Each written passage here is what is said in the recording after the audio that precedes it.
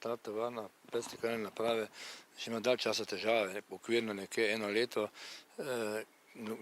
Vir težav so plače, ki vedno zaostajajo.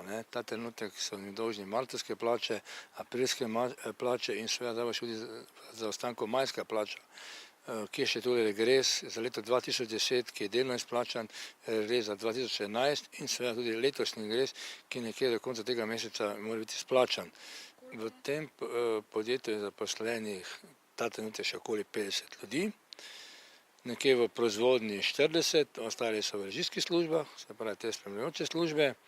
Povprečna plača je minimalna plača, kar pomeni nekje 760 evrov bruto in ti delavci zaslužijo po 520 evrov.